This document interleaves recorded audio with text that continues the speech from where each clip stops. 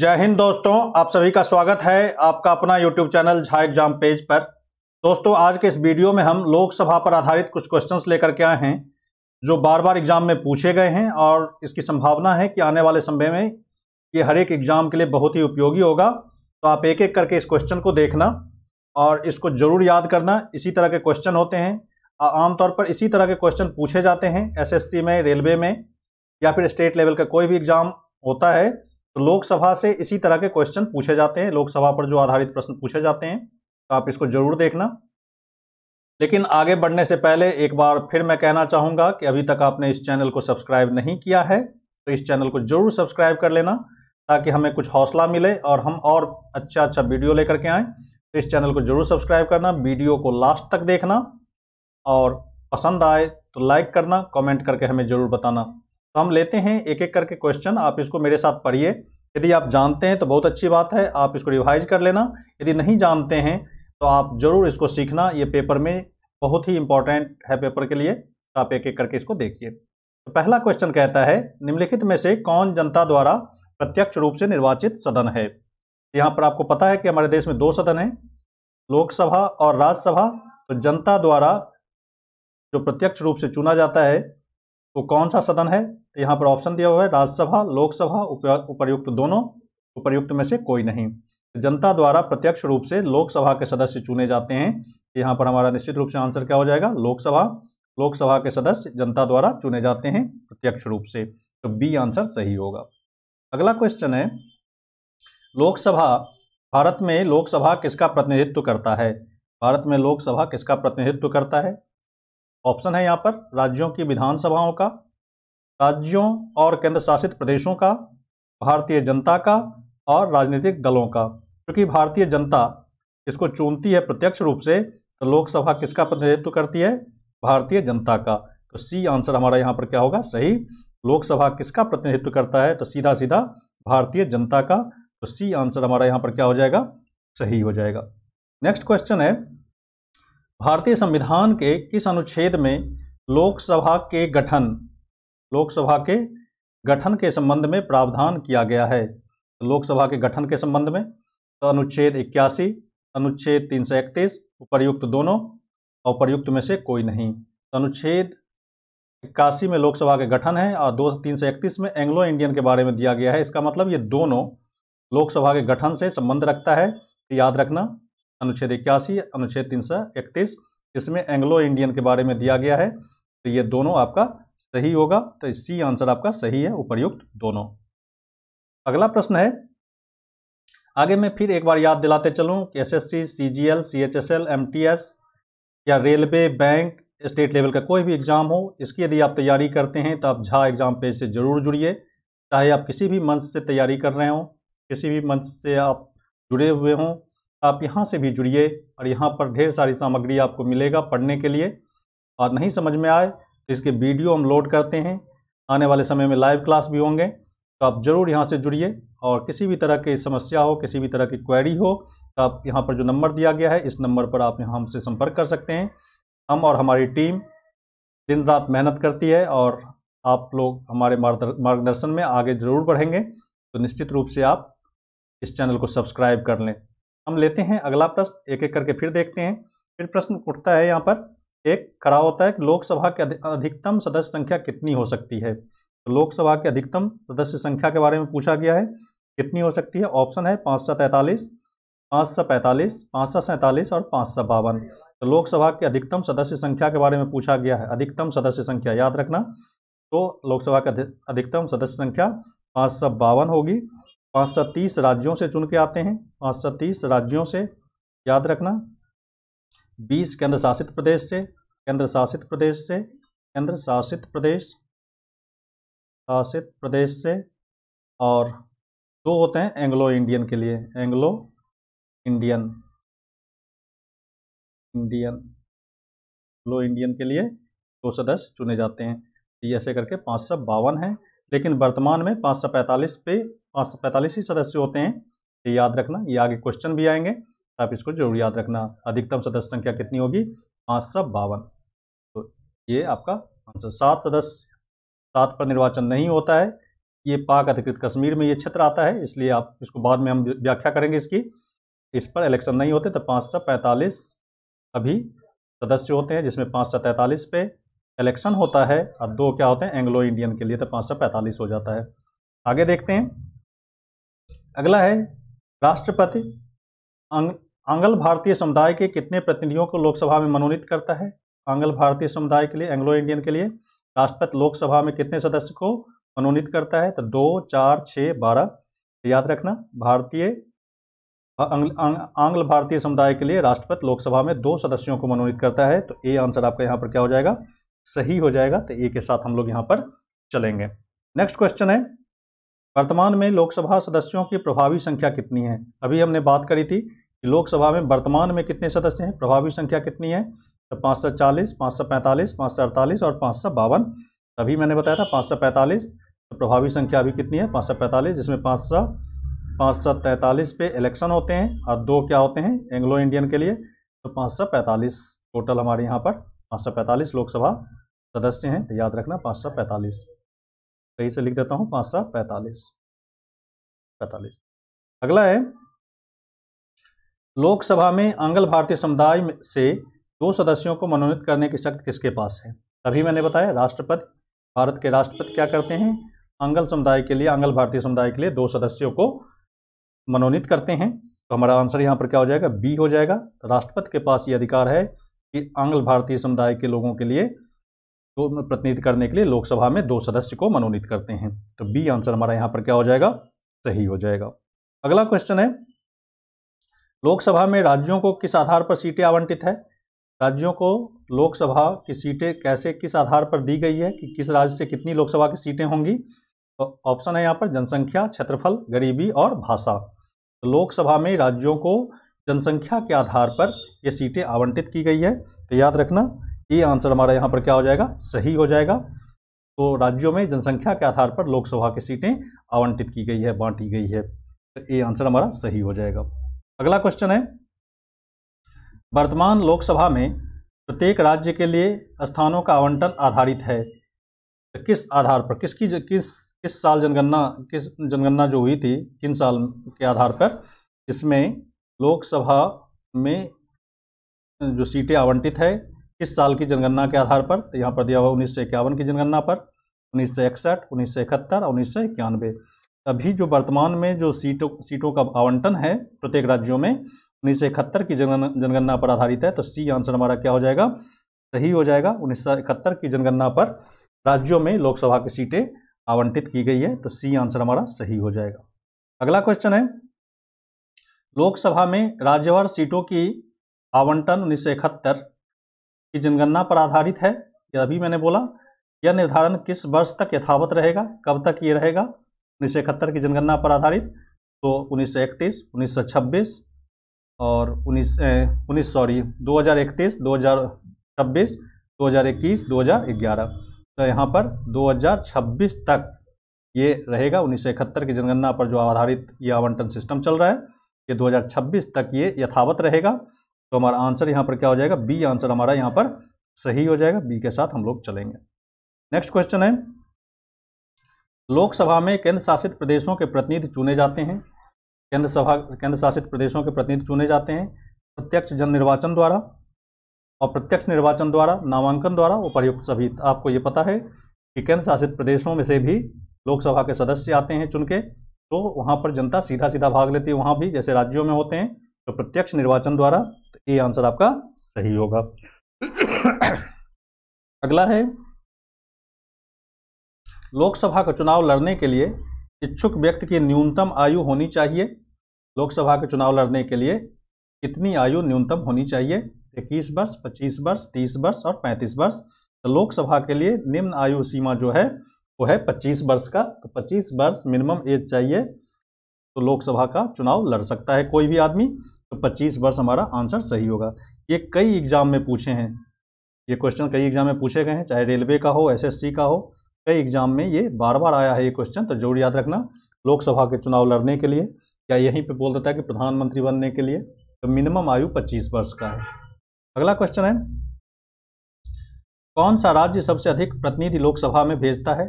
तो कौन सा राज्य किस राज्य की लोकसभा में सबसे ज़्यादा सीटें हैं? तो बिहार, मध्य प्रदेश, पश्चिम बंगाल, उत्तर प्रदेश। तो निश्चित रूप से यहाँ पर क्या हो जाएगा? उत्तर प्रदेश। उत्तर प्रदेश की सबसे ज़्यादा सीटें, तो डी आंसर हमारा यहाँ पर सही होगा। तो डी के साथ हम लोग चलेंगे। नेक्स्ट है, किस राज्य का लोकसभा एवं राज्यसभा में प्रतिनिधित्व सबसे अधिक है? लोकसभा और राज्यसभा का प्रतिनिधि सबसे अधिक है, यहाँ पर है उत्तर प्रदेश, मध्य प्रदेश, महाराष्ट्र और आंध्र प्रदेश। यहाँ पर निश्चित रूप से उत्तर प्रदेश। उत्तर प्रदेश हमारा सही आंसर होगा। जनसंख्या सबसे ज़्यादा वहीं का है, तो वहीं से सबसे ज़्यादा लोकसभा और राज्यसभा के प्रतिनिधि आते हैं, तो ये आंसर हमारा यहाँ पर सही होगा। अगला क्वेश्चन है, झारखंड क्षेत्र से लोकसभा के सदस्यों की कुल संख्या कितनी है? यानी झारखंड राज्य से लोकसभा में कितने सदस्य चुन के आते हैं? झारखंड से लोकसभा के सदस्य 14 चुन के आते हैं। ये आंसर हमारा यहाँ पर सही होगा, याद रखना। ये क्वेश्चन सब पूछे हुए क्वेश्चन है, बार बार पेपर में पूछा गया है, तो याद रखना। झारखंड से लोकसभा में सदस्यों की कुल संख्या कितनी है? 14 है। अगला है, निम्नलिखित में से राज्यों के किस युग्म को लोकसभा में समान सीटें प्राप्त है? तो यहाँ पर युग्म दिया हुआ है, किन किन राज्यों में कितनी है। जैसे यहाँ पर पंजाब, असम दिया हुआ है, गुजरात, राजस्थान दिया हुआ है, मध्य प्रदेश, तमिलनाडु, आंध्र प्रदेश और राजस्थान दिया हुआ है। तो यहाँ पर ऑप्शन डी हो जाएगा, मध्य प्रदेश और राजस्थान, आंध्र प्रदेश और राजस्थान। आंध्र प्रदेश से भी 25 चुन के आते हैं, राजस्थान से भी 25 लोकसभा में सीटें हैं। और यहाँ पर पंजाब की बात करें तो पंजाब से 13, असम की बात करें तो असम से 14 चुन के आते हैं। गुजरात की बात करें हम, गुजरात से 26 चुन के आते हैं। और राजस्थान की बात कर रहे तो राजस्थान में 25, अभी बोला मैंने 25 राजस्थान से। मध्य प्रदेश की बात करें तो यहाँ पर मध्य प्रदेश और तमिलनाडु है, तो तमिलनाडु में से 29 आते हैं, याद रखना। हम मध्य प्रदेश की बात करें तो ये 39 आते हैं। इतने सीट, इस तरह से सीट आवंटन है और भी कई राज्यों में, तो आप इसको जरूर एक झलक देख लेना। तो इस तरह से ये सीट, तो यहाँ पर पूछा गया था कि लोकसभा में समान सीटें प्राप्त है, तो आंध्र प्रदेश और राजस्थान को 25-25 सीटें यहाँ से आवंटित किया गया है, तो याद रखना 25 सीटें। अगला क्वेश्चन है, वर्तमान में किस राज्य का लोकसभा में अधिकतम सदस्यों की संख्या के हिसाब से दूसरे स्थान पे है? दूसरे स्थान पे कौन है? तो पहला तो आपका उत्तर प्रदेश हो गया, तो दूसरे नंबर पे महाराष्ट्र है, तो बी आंसर आप यहाँ पर लगा लेना। महाराष्ट्र में लोकसभा के सदस्य की संख्या है वो कितना है? 48 है, याद रखना। महाराष्ट्र में 48 है। बिहार की बात करें तो बिहार में लोकसभा की सीटें हैं वो 40 है। मध्य प्रदेश में अभी मैंने बताया 29 और आंध्र प्रदेश में अभी बताया मैंने 25। इस तरह से तब सबसे ज़्यादा कहाँ है? महाराष्ट्र में 48 सीटें, दूसरे नंबर पर महाराष्ट्र आता है। महाराष्ट्र का आंसर यहाँ पर सही होगा, बी आंसर सही होगा। अगला क्वेश्चन है, बिहार में लोकसभा की सीटों की कुल संख्या कितनी है? तो बिहार में लोकसभा की कुल सीटों की संख्या अभी मैंने बताया 40, तो बिहार में लोकसभा की कुल सीटों की संख्या 40 है। अगला क्वेश्चन है, छत्तीसगढ़ राज्य में लोकसभा के कितने निर्वाचन क्षेत्र हैं? लोकसभा के छत्तीसगढ़ में 11 सीटें, लोकसभा के लिए 11 सीटें हैं। छत्तीसगढ़ में लोकसभा के कितने निर्वाचन क्षेत्र हैं? तो 11, तो याद रखना 11। अगला क्वेश्चन है, लोकसभा में किस संघ शासित क्षेत्र के सर्वाधिक प्रतिनिधि निर्वाचित होकर आते हैं? किस संघ शासित क्षेत्र से? तो संघ शासित क्षेत्र, इसको यूनियन टेरिटरी कहते हैं। तो कहाँ से सबसे ज़्यादा निर्वाचित होकर के सदस्य आते हैं लोकसभा में? यहाँ पर दिया हुआ दिल्ली, पौंडीचेरी, लक्षद्वीप, अंडमान निकोबार द्वीप समूह। तो निश्चित रूप से दिल्ली से लोकसभा में 7 सीटें हैं, तो याद रखना 7 सदस्य यहाँ से चुन के आते हैं। तो ये आंसर हमारा यहाँ पर सही होगा, तो ये के साथ हम लोग चलेंगे। अगला है, संघ शासित क्षेत्र दिल्ली कितने प्रतिनिधि निर्वाचित कर लोकसभा में भेजता है? तभी बताया मैंने, दिल्ली से कितने सदस्य चुन के लोकसभा में जाते हैं? 7। तो बी आंसर हमारा यहाँ पर क्या हो जाएगा? सही हो जाएगा, बी के साथ हम लोग चलेंगे। अगला क्वेश्चन है, लोकसभा का सामान्यतः कार्यकाल कितने वर्ष का होता है? तो लोकसभा का कार्यकाल कितने वर्ष का होता है? तो लोकसभा का कार्यकाल 5 वर्ष का आमतौर पे होता है। तो सी आंसर हमारा यहाँ पर क्या हो जाएगा? सही हो जाएगा, 5 वर्ष। अगला क्वेश्चन है, लोकसभा में कोरम पूरा करने के लिए कम से कम कितने सदस्यों की जरूरत होती है? तो कोरम अब क्या होता है, इसको समझना है। कोरम होता है कि किसी भी बैठक में जितने सदस्य, उसका स्ट्रेंथ हो, उसका कम से कम कितना सदस्य होना वहाँ पर अनिवार्य है कि बैठक चल पाए, बैठक शुरू हो पाए, उसी को कोरम कहते हैं, गणपूर्ति कहते हैं। जैसे मान लो कि यहाँ पर कितना सदस्य, लोकसभा में 545 सदस्य हैं, तो उसका कितना भाग वहाँ पर होना चाहिए सभा में, ताकि सभा की कार्यवाही शुरू की जा सके, उसी को कहते हैं गणपूर्ति या कोरम। तो वहाँ पर लोकसभा की कुल सदस्य संख्या का 1/10 होना चाहिए कोरम पूरा करने के लिए, ताकि बैठक शुरू की जाए, लोकसभा की कार्यवाही शुरू की जाए। तो यहाँ पर लिख सकते हैं आप आंसर कि कुल सदस्यों का 1/10 भाग। तो हमारा आंसर यहाँ पर क्या हो जाएगा, डी हो जाएगा। कोरम पूरा करने के लिए, लोकसभा के में कोरम पूरा करने के लिए 1/10 सदस्य होना जरूरी है। तो 1/10 यानी डी आंसर आपका सही होगा। अगला क्वेश्चन है, लोकसभा का कार्यकाल 5 वर्ष से अधिक किस अवस्था में बढ़ाया जा सकता है? लोकसभा का कार्यकाल 5 वर्ष से अधिक किस अवस्था में बढ़ाया जा सकता है? जब युद्ध चल रहा हो, जब राष्ट्रीय आपात लागू हो, जब राष्ट्रपति अपने विवेक से ऐसा निर्णय ले, जब मुख्य निर्वाचन आयुक्त ऐसा निर्णय ले। इसमें कौन सा आंसर सही होगा? जब राष्ट्रीय आपात लागू हो तो निश्चित रूप से लोकसभा की कार्यकाल को 5 वर्ष से अधिक समय के लिए बढ़ाया जा सकता है, जब राष्ट्रीय आपात लागू हो। अगला क्वेश्चन है, लोकसभा के किसी सदस्य की सदस्यता कितने दिनों तक लगातार अनुपस्थित रहने पर समाप्त हो जाती है? नहीं, कोई भी सदस्य लोकसभा में कितने समय तक अनुपस्थित रहे तो उसकी सदस्यता समाप्त हो जाएगी। 1 वर्ष, 3 माह, 9 माह और 6 माह। यहाँ पर ऑप्शन कौन सा सही होगा? तो 6 माह। 6 माह तक लगातार अनुपस्थित है किसी सूचना के, तो उसकी सदस्यता समाप्त कर दी जाती है। तो आंसर हमारा यहाँ पर क्या हो जाएगा? 6 माह।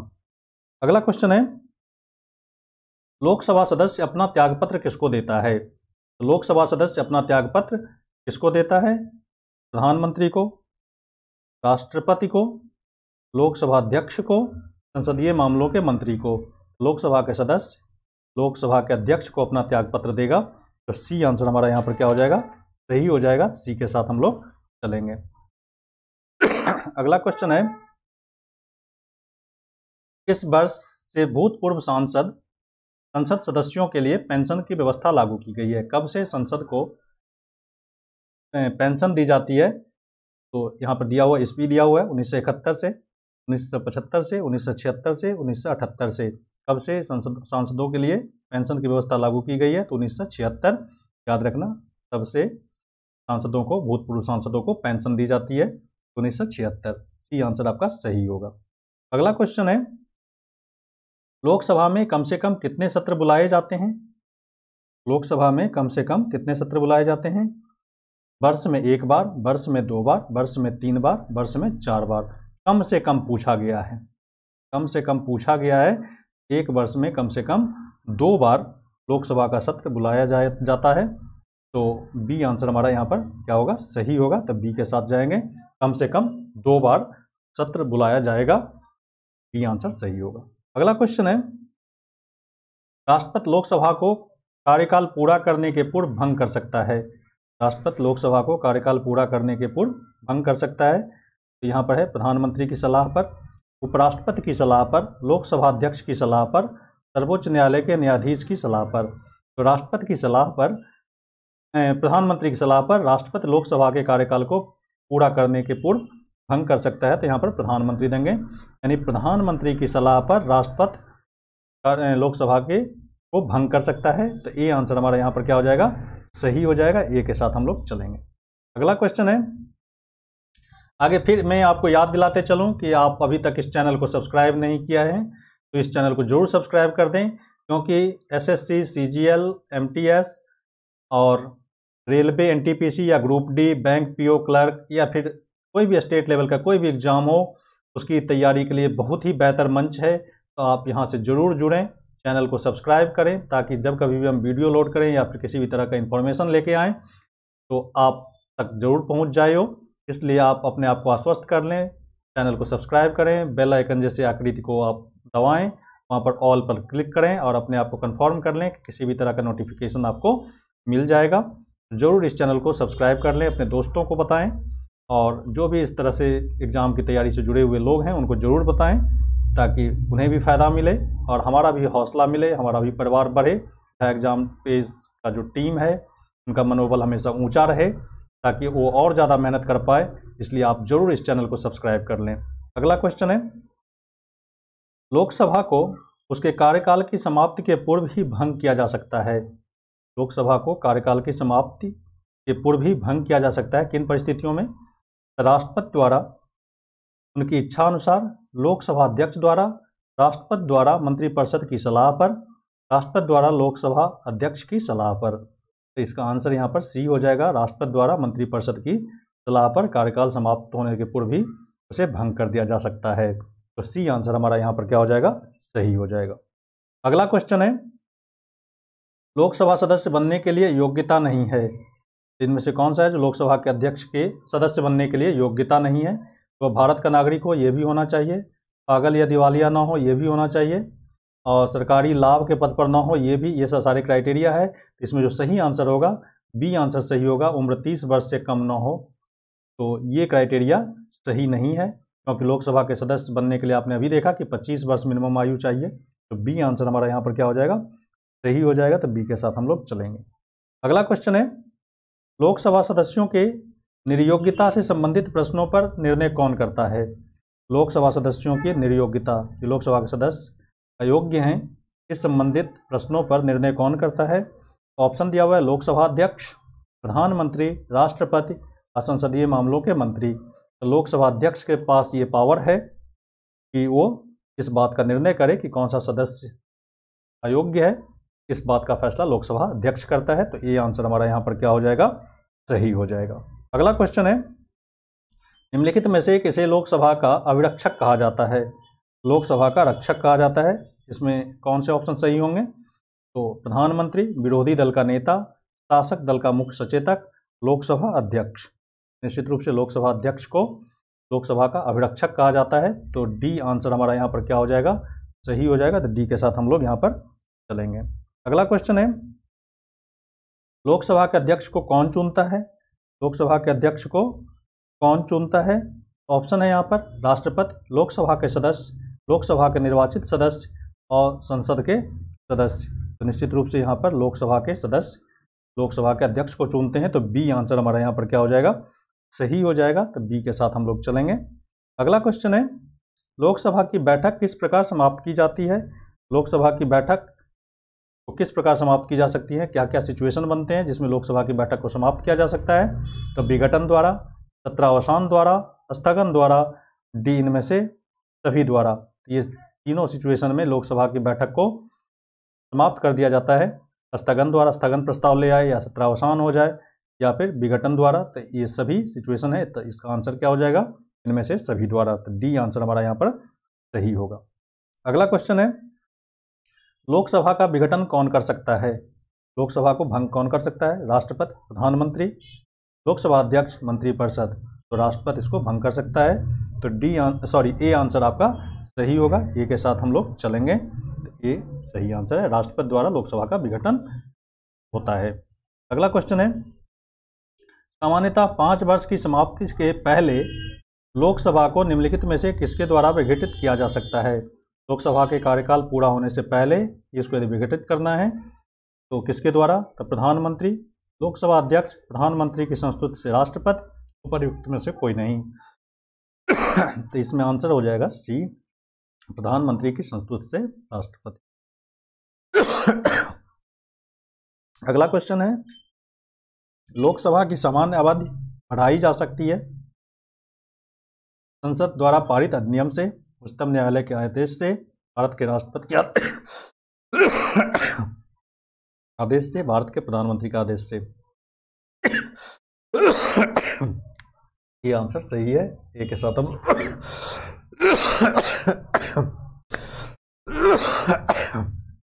ये आंसर सही है।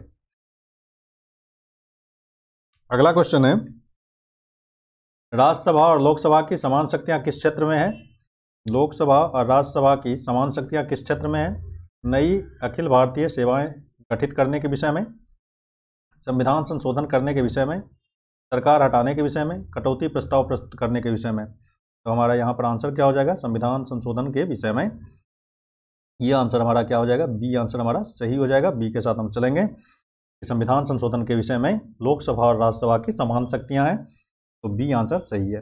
अगला क्वेश्चन है, किसी विशेष दिन लोकसभा में अधिकतम कितने तारांकित प्रश्न पूछे जा सकते हैं? विशेष दिन तारांकित प्रश्न कितने पूछे जा सकते हैं? तो 15, 20, 25, कोई सीमा नहीं, तो 20 मैक्सिमम प्रश्न पूछे जा सकते हैं तारांकित, तो बी आंसर हमारा सही होगा। अगला क्वेश्चन है, भारत में क्षेत्रफल के दृष्टि से सबसे बड़ा संसदीय निर्वाचन क्षेत्र कौन सा है? तो भारत में सबसे बड़ा निर्वाचन क्षेत्र लद्दाख, जम्मू कश्मीर, ये आंसर आपका सही होगा। और भी ऑप्शन दिए हुए हैं, बाड़मेर राजस्थान, कच्छ गुजरात, लखनऊ मध्य प्रदेश। लद्दाख का जो इलाका है ये बहुत बड़ा संसदीय क्षेत्र है, तो ये आंसर आपका सही होगा। अगला क्वेश्चन है, लोकसभा और राज्यसभा की शक्तियां समान हैं? लोकसभा और राज्यसभा की शक्तियां समान है। कुछ मामलों में लोकसभा और राज्यसभा की शक्तियां समान है, तो कौन कौन से हैं? राष्ट्रपति के निर्वाचन के संबंध में, उपराष्ट्रपति के निर्वाचन के संबंध में, राष्ट्रपति के विरुद्ध महाभियोग के संबंध में, उपर्युक्त सभी।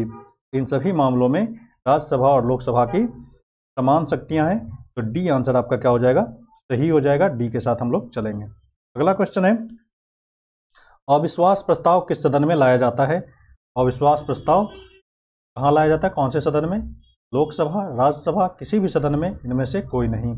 अविश्वास प्रस्ताव लोकसभा में लाया जाता है, ये आंसर आपका क्या हो जाएगा? सही हो जाएगा। ये के साथ हम लोग चलेंगे।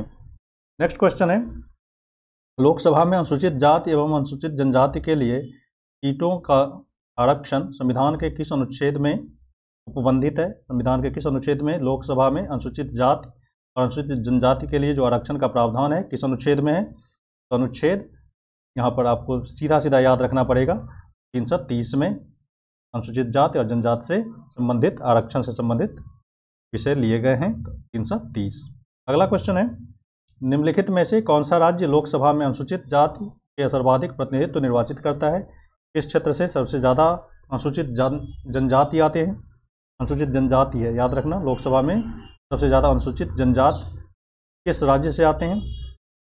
सुन करके, तो आंध्र प्रदेश, बिहार और मध्य प्रदेश, महाराष्ट्र, तो मध्य प्रदेश। सी आंसर आपका सही होगा। सी के साथ हम लोग चलेंगे। अगला क्वेश्चन है,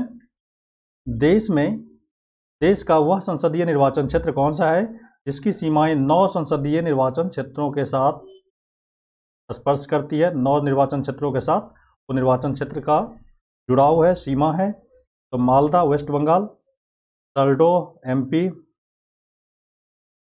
चिक्काबलपुरम कर्नाटका, नागौर राजस्थान। नागौर राजस्थान का जो संसदीय सीट है वो 9 अन्य निर्वाचन क्षेत्रों से स्पर्श करती है, तो हमारा यहाँ पर नागौर राजस्थान ये ऐसा क्षेत्र है जिसके चारों तरफ 9 संसदीय क्षेत्र हैं। ऐसे करके 9 संसदीय क्षेत्र हैं, तो याद रखना नागौर राजस्थान।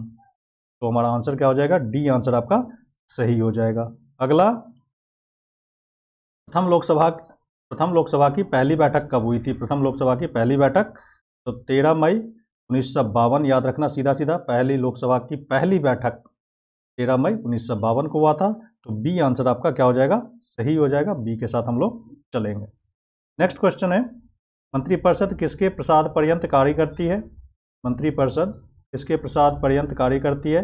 राष्ट्रपति, लोकसभा, राज्यसभा और प्रधानमंत्री। तो मंत्रिपरिषद तभी तक रहेगा ना जब तक लोकसभा रहेगा, तो बी आंसर आपका सही होगा। लोकसभा मंत्रिपरिषद किसके प्रसाद पर्यंत कार्य करती है? तो लोकसभा। बी आंसर आपका सही होगा।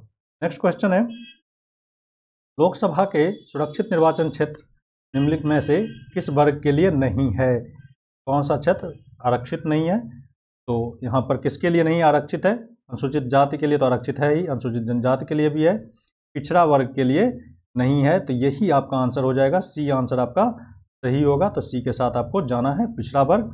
तो सी आंसर आपका सही है। इसके लिए संविधान में किसी भी तरह का आरक्षण नहीं है पिछड़े वर्ग के लिए लोकसभा में, तो आपका आंसर क्या हो जाएगा? सी आंसर सही हो जाएगा।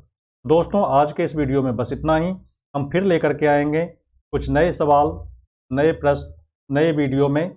तब तक आपने इस चैनल को सब्सक्राइब नहीं किया है तो इस चैनल को जरूर सब्सक्राइब कर दें, कमेंट करके हमें बताएं और अपने दोस्तों में ज़्यादा से ज़्यादा शेयर करें। आज बस इतना ही। Thank you very much. जय हिंद।